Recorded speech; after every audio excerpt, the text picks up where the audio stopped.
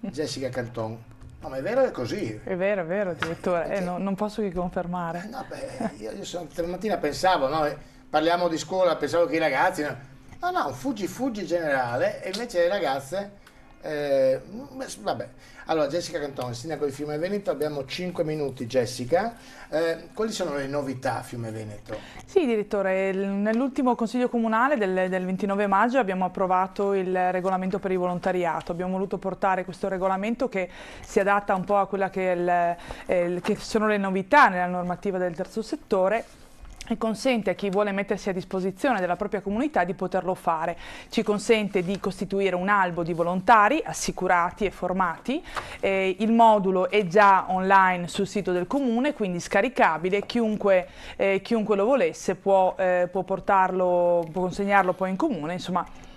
Ci sono già delle domande in itinere, e quindi siamo contenti, insomma, di questa richiesta. Riteniamo che questo regolamento, che è uno dei primi il primo che abbiamo approvato, rispondesse veramente ad un'esigenza urgente dei cittadini, quindi ci siamo mossi in questo senso. Poi stiamo pensando anche all'estate di Fiume Veneto, a questa iniziativa che si ripropone ogni anno dei mercoledì sotto le stelle di luglio. Bello.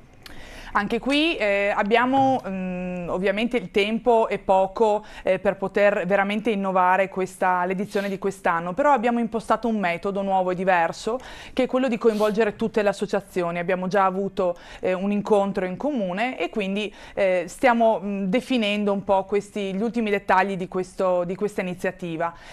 Quest'anno c'è una novità anche: il 23 giugno l'Italian Bahia, questa Coppa del Mondo, che quest'anno tra l'altro è la sua 25esima edizione, passerà anche per Fiume Veneto, quindi ci sarà una tappa contro lo timbro, e attorno a questa, anche qui, abbiamo voluto coinvolgere le associazioni motoristiche del comune, per poter, insomma, creare un evento che avvicini non soltanto i cittadini di Fiume Veneto, ma anche i cittadini dei comuni limitrofi. Beh, bravi. E poi mi lasci dire che evidentemente questa amministrazione porta bene anche allo sport di Fiume Veneto, perché oltre ad un Fiume Bania Calcio che è passato in eccellenza, sabato abbiamo anche premiato i ragazzi dell'Under 13 della pallacanestro, che sono campioni d'Italia del 3 contro 3, quindi anche in questo, insomma, si vede un buon vento. Bania e Fiume Veneto affiliati al calcio Pordenone anche? Senz'altro, esatto. Questa è un'altra... Nero-verdi, insomma. Sì, bene. Quindi Jessica Canton, proseguiamo. complimenti. Grazie, direttore. E allora io ho ancora il tempo,